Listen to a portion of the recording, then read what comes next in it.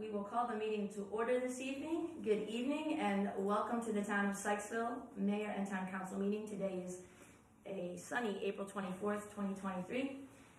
Officially called the meeting to order at 7:01 p.m. And this meeting, as I'd like everyone to know, is being streamed live to Carroll Media Center's YouTube channel, as well as the town's Facebook page, and will be available for playback. We begin our meeting as we begin all of our meetings with the Pledge of Allegiance, followed by a brief moment of silence. I pledge allegiance to the flag of the United States of America and to the republic for which it stands, one nation, under God, indivisible, with liberty and justice for all. That moment of silence.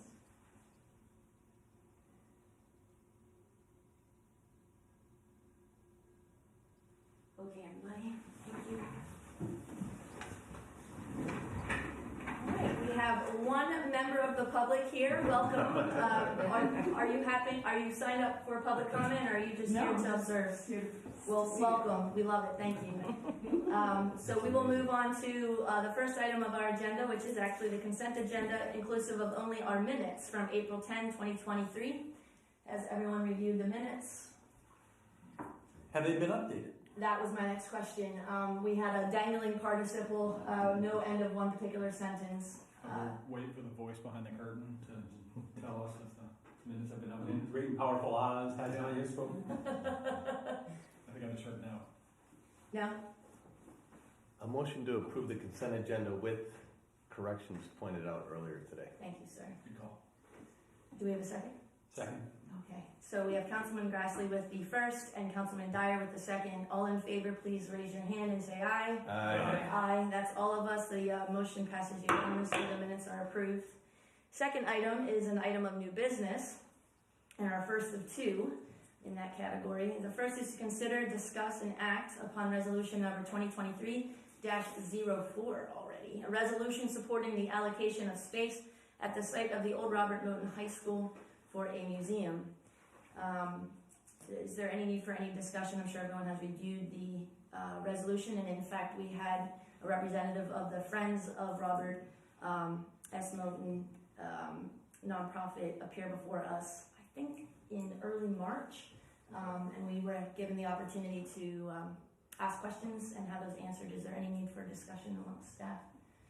Okay. Well, do we need to have this because they approved it and they put it in the budget? The commissioners did. Yes. April 23rd, I believe it was. Right? Yes, they put $10,000. They assigned $10,000. Right. Now the budget's not yet been approved, so it's there, right? Right. But I'd like the commissioners to know, and I actually met with our commissioner, President Rothstein. I'd like the commissioners to know that we are in support of the space and the need for the museum as per the resolution as it states. So I believe it's important to have it.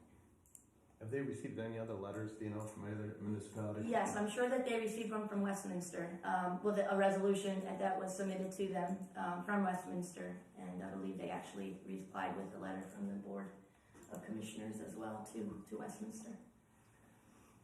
Right. Do we have a motion to approve resolution number 2023-04? So moved. Second. Thank you. So the motion is made by Council Member Guroff and seconded by Council Member Keenan. All in favor of resolution number 2023-04, please raise your hand and say aye. Aye. Aye, and that is also unanimous. The resolution passes. Next item of new business is to consider, discuss, and act upon resolution number 2023-05, which is to authorize the mayor to sign all necessary documents related to the town's continued participation in the Circuit Rider program. Just a quick item summary I will review, and then I'll turn it over to staff. The attached resolution and supporting documents will allow the town to continue our participation in the Circuit Rider program for small municipalities, that's us, to the Department of Housing and Community Development's Office of Neighborhood Revitalization. And this has been a program we've been participating in now for almost a decade, I feel like. Yeah, it's been my entire time here. Yeah. That's for sure. So Yeah, I'm sure it's been long before then as Yeah, well. it was. It just was a different individual who was our circuit rider. So go ahead there, Joe, please. We're really, again, because this is something that we've continued every year, I just want to kind of reiterate some of the things that the circuit rider does for us, which is, they administer from start to finish most of our grant programs, particularly program Open Space, the Strategic Demo Program, and the Community Legacy programs. Jared helps us out with special projects, most recently, obviously, the splash pad, which he continues to keep up on, making sure that the health department inspections happen every year, making sure that, our chemicals get delivered, things like that, just to, make sure things happen as needed. He coordinates reimbursements for the facade improvement program, so there's lots of administrative duties that he takes care of here, and it's all for the low price of around, $27,000 or so. So we basically have a full-time employee for, half the cost of what it would normally be. So again, we're very supportive of this program. Appreciate Jared's efforts, and respectfully request council to continue on with the circuit rider program. Okay. Any questions for staff? Nope. Councilman Grassley? Are they talking about increasing that grant that they're giving the towns? I know it's been like that for a long time. Is there any talk of that, or Increasing the grant we receive? Specifically for the circuit rider program? Yeah. Well, what we pay the circuit rider is, voluntary for us. Okay. They almost cover his full salary. We supplement that with a little extra because there are, because it is a dedicated circuit rider just for us. Usually they're shared between towns. Okay. And then when we supplement it, he receives a COLA Yeah. through the supplement? No. Okay. That's just a straight line item in the budget. Okay. And it's just divided 25 by bi-weekly Correct. checks. Anything, Councilmember Guroff? Council President Carter? I do. So there's 25,000 that we set aside for this. That's our participation because he does a little bit extra for our town. Correct. Is it, and this is the fee or the line budget item that we've had for several years at that same amount. Is there any consideration to modify it? It was increased last fiscal year to the 25. It was 20 before then. Okay. Just making sure that we're not holding steady for 5 years. Yeah. Okay. Thank you. Anything from Councilmember Dyer for staff? Good. Okay. Without any further questions for staff, is there a motion? Which I could probably read that for you, the motion that is being recommended by staff. You've got it, okay. I'll make a motion to approve resolution 2023-05 and authorize the mayor to sign all necessary documents related to the town's continued participation in the circuit rider program. Thank you, Councilman Keenan. That's a first. Do we have a second? Second. Council President Carter with a second. All in favor, or is there a need for further debate? I apologize. I want to give everybody a moment to take a beat. No further questions or necessary discussion. Having none, then I will call for that vote. All in favor of the motion on the table to approve resolution 2023-05 and authorize the mayor to sign all necessary documents related to the town's continued participation in the circuit rider program, please raise your hand and say aye. Aye. Any opposed?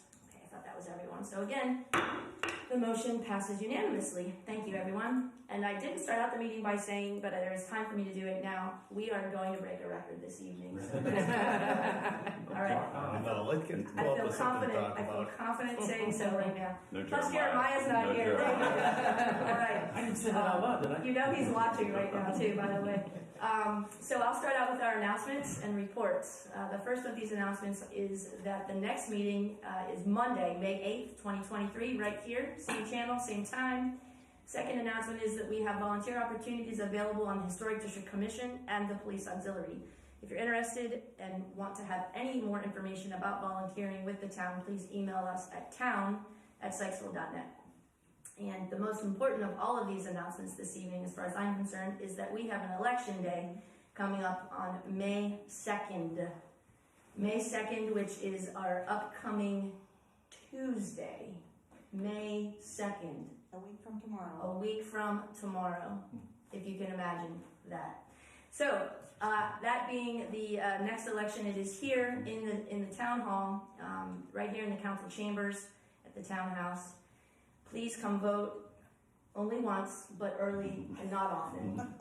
I encourage that. We have 3 seats on the docket on the council up for grabs by the 3 incumbents. And although there are no challenges this go around, I cannot stress enough how important it is that the public continue to come out and show up and vote and participate in our municipal elections this year and every 2 years. Next, staff updates. I'll turn to Joe. Thank you, Mayor. Welcome, sir. Building on the election information you just gave, I do want to remind everybody that the swearing in for the newly elected members is the third Monday of May. Okay. So mark your calendars for May 15th at 7 o'clock. We'll most likely do them either in this room or out in the lawn like we did last time. Great. I'll be there. A couple other things. The town staff did receive the first draft of the revised Historic District Commission guidelines. So again, we've just started the review of that. And we'll be forwarding that on to the HDC members soon enough so that they can start looking at it and making comments. I want to make everybody aware that there are several sidewalk improvements that should get started either tomorrow or Wednesday. One is at the corner of Harlan and Gray Way, one at Harlan and Colorama, and then there's a spot on Norris that we're going to try to fix. Okay. Depending on how quickly we get those done, there might be a couple other areas in town that we'll look at. One is around Shannon Run Park. Once we try to figure out if we could potentially avoid not taking the trees down, and then another spot at the end of Jennifer and Overack. There's a pretty funky area right around there. Okay. And then the only other thing I have is just a quick brief update on the water and sewer work that's going on. Really, Main Street is status quo. They're making some of the needed connections there with the water line.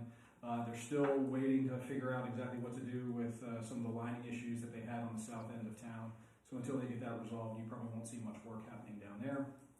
On Springfield Avenue, they're actually getting close to finishing up the sewer side of the work, which then will start the water improvements, which the reason I bring that up is because there is a bypass element of that, so you'll actually see potentially some exposed lines there along Springfield Avenue, like above ground. Okay. But outside of that, it's status quo. Okay. Well, it's progress. It is In progress. the right direction. It is. Thank you, sir. Every day we get a little closer. I love it. I love it. That brings us to our public safety report. Chief Spalding. Thank you, sir. Thank you, Madam Mayor. And I'm sorry to disappoint you, Mayor, but I've got a lot to talk about tonight. We're still good, though. We're so good. We're golden. I won't rush you. Actually, kidding. Okay. I was going to say, what don't I know about? Yeah, it is a short public safety report. It only covers about 2 weeks. And we had to cut out a week because of the fact that both Barbara and I were gone last week. We were at the Maryland Municipal League Police Executive Association annual training conference. I'm happy to... You happen to serve as? Ma'am, I'm happy to inform you that I become the chair for a 2-year period. So as such, I will actually... Thank you. I will actually sit on the executive board with the MML. So I'll be able to keep you all informed, hopefully in a much better fashion. So, Thank you, Chief. thank you. Congratulations. Thank you. Oh, I did want to mention that actually before I start that the conference went very well, and I've got to give a shout out to Julie and the DSC and all the downtown merchants because they provided us with a humongous basket for our raffle prizes, which was clearly the largest gift there on the table, and people were fighting over it left and right. So, in fact, one of my colleagues said, as we were leaving, that he was getting ready to go back and start working on a gift basket for next year, so he could beat me. So that's why you won this year. absolutely. So thank you to Julie in that basket. It was huge. I'm sure she's listening in. I hope so. Yes. So the public safety report again, it just covers April 3rd to the 14th, 306 total events, as you can see. Much lower numbers in some areas just because of the brevity of the public safety report, but 5 assist other agencies. And I did want to mention, Mayor, that I got your notes on the corrections. We've already implemented some steps to fix all that. Thank you. And so I appreciate that. Absolutely. And just for the edification of the council, I had, did I CC you on that? Oh, okay. Just to clear up the report a little more concisely. Thank you, Chief. Absolutely. So 5 assist other agency, there was 4 community policing events. 15 traffic enforcement initiatives. Patrol checks are still up 148 for a total of 306 total events. And we also had 14 incident reports, which I'd be more than happy to answer any questions about if you have. Kim? Chief, I have a question. question. The incident on Norwood, was that the resident that was charged, or was the resident reporting it? Well, fortunately, we have Officer Jacobs here again to join us, and as usual, he was right in the middle of all that. But it was a resident there. It was I believe, a renter who was staying there. Yeah, it was a long-term renter of that location. That he was charged, or he reported? He was charged. He was arrested by Officer Jacobs and Officer Hoppe. Okay. I just wasn't sure if he was if the resident was the one that reported it because it was somebody walking by, or if... It was also reported by residents of the same area. Okay. There was like 3 witnesses, I believe, that Okay, saw him. thank you. So I'm dying of curiosity, as often am. Please don't ask me to Someone explain. stole survey stakes? Why in the world would you steal them? I'm sorry. One of the reports had to do with stolen survey stakes. Like, why would you? A lot of times in property Anybody disputes, a lot of times neighbors will pull out the stakes of another neighbor. I don't know if that was in fact the case, but somebody removed them. Whether they were stolen with intent or they were just removed, it's hard to say. But. Worth a lot of money in scrap metal, I'm sure, too.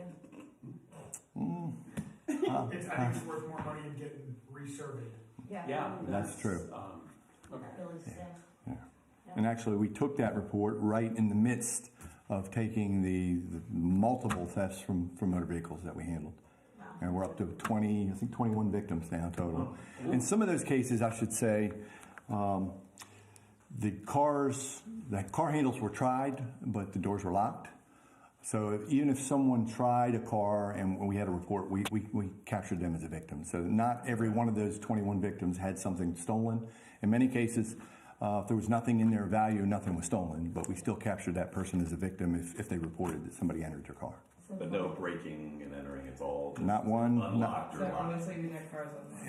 And the large majority, I think in 3 cases, the cars were locked and they tried to handle and moved on to the next one. So they're looking for the low-hanging fruit. So again, if I could reiterate, we do this often, but please lock your cars.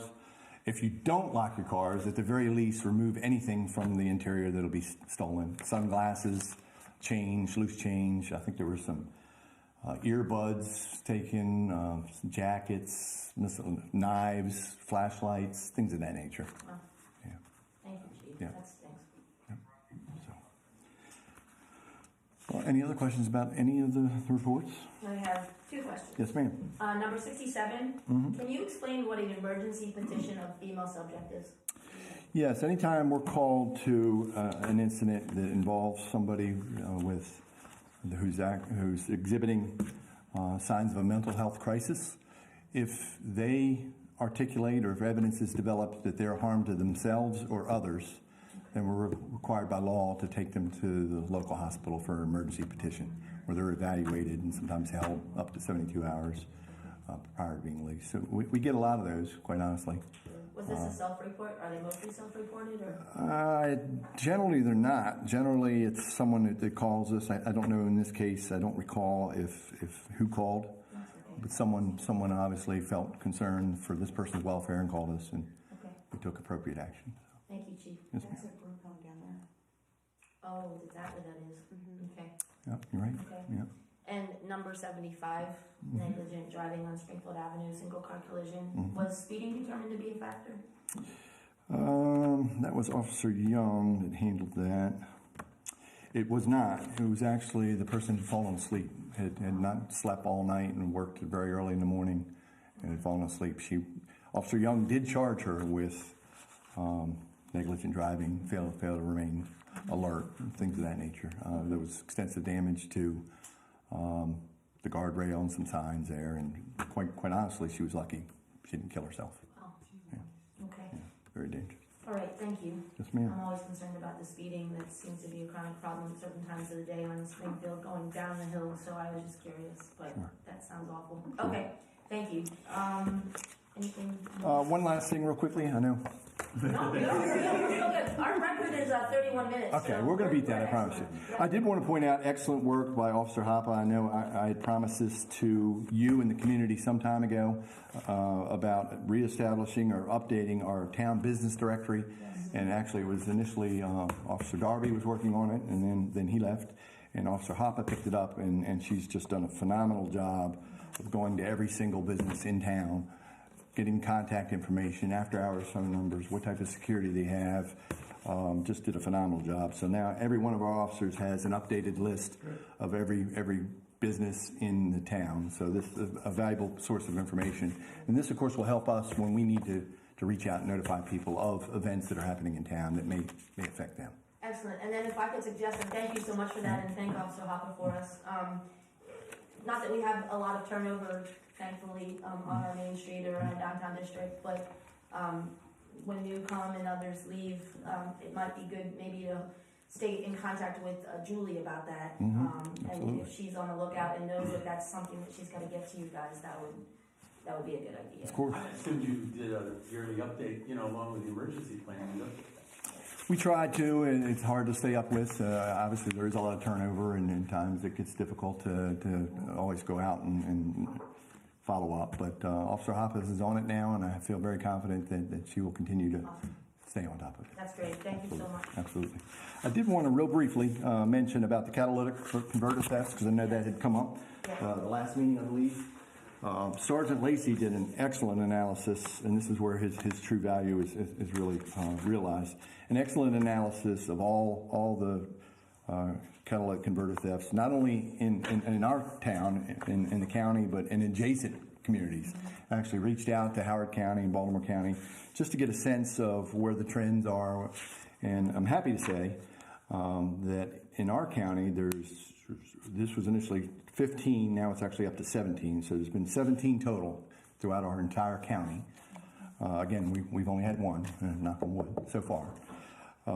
But he was able to put together some stats about the time of day and location and things of that nature, and actually provide a chart with all the cases. And it's just valuable information, valuable intel information for us to have to help us better deploy our resources and hopefully prevent it from happening here again. So as a reference, Howard County, I think, was up to 108. So it just goes to show you, this is a prevalent crime right now, and we'll do our best to try to keep it out of Sykesville.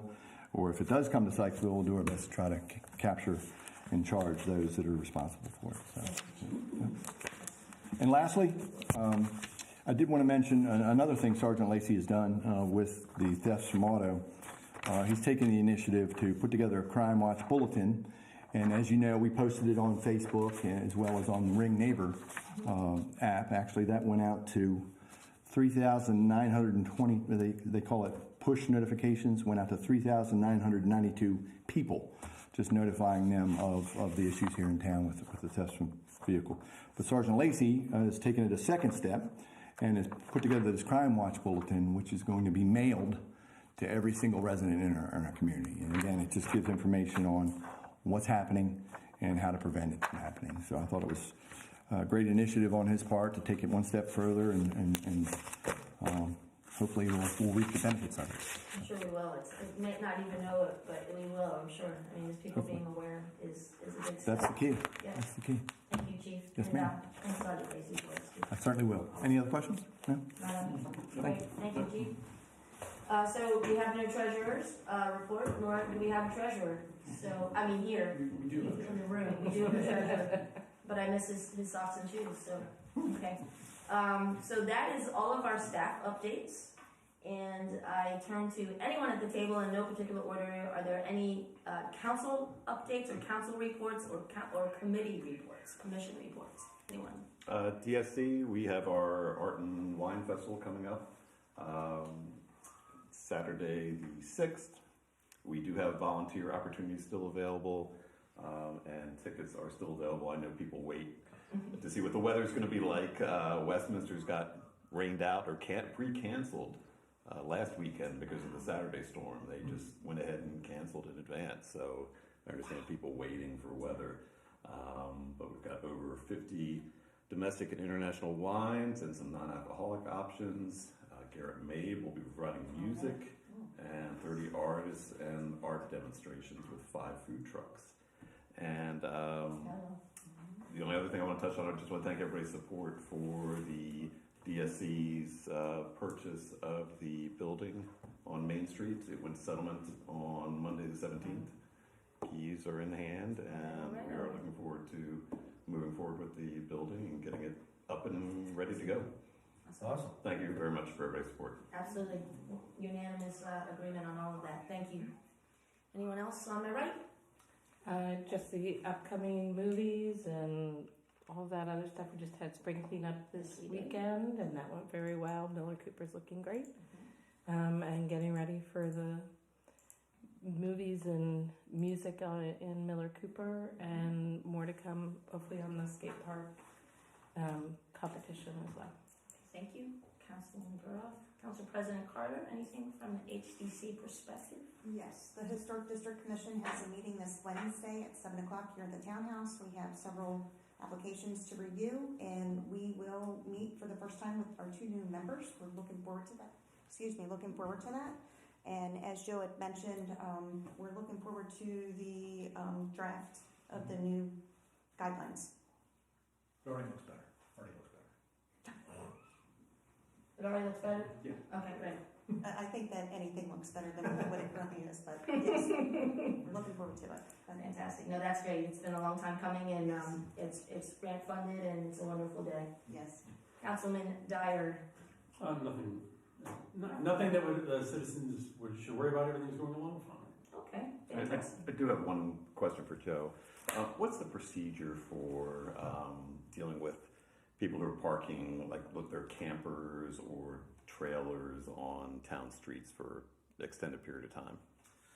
Yeah, typically if it's on the street, there's a limit to how long they can actually park in there. I remember that. I think it's like So it's just a matter of 48 hours, 72 hours.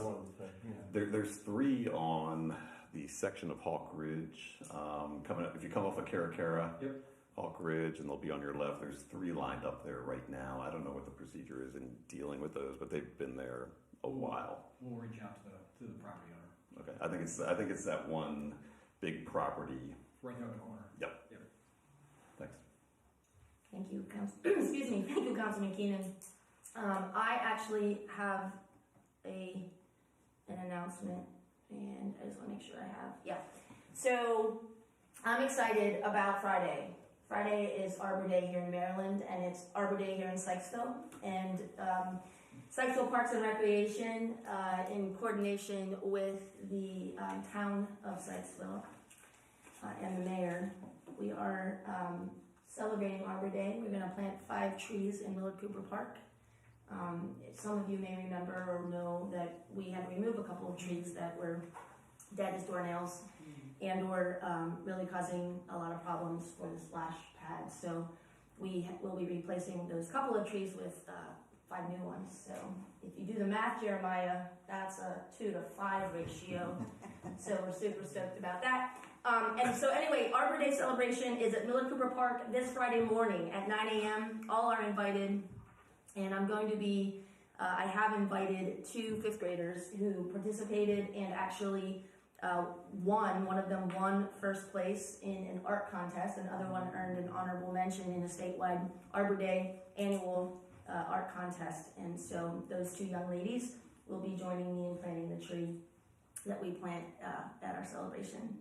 And also want to announce that Sykesville has been designated a Tree City USA, and we're all very psyched about that. And as all the people here at this table know, we wrote a tree ordinance this past year, and that was a key component to our designation as a Tree City USA. And of course, that ordinance included the protection and maintenance of public trees, and hence our Arbor Day celebration this Friday. So come on, come all, 9 a.m. Friday morning. Don't be late. Don't be late, because it's gonna happen fast. Like the Easter egg hunt. Not as fast as 1,500 Easter eggs getting scooped up, but it'll be fast. So anyway, is there any other business before the council this evening? If not, may I ask for a motion? Motion to adjourn. Thank you, Councilman Grassi. Do we have a second? Second. Council President Carter with a second. All in favor of adjournment, say aye. Aye. Aye. Any opposed? 7:30. We got it done. 7:30 and a half. Even though I started talking too much.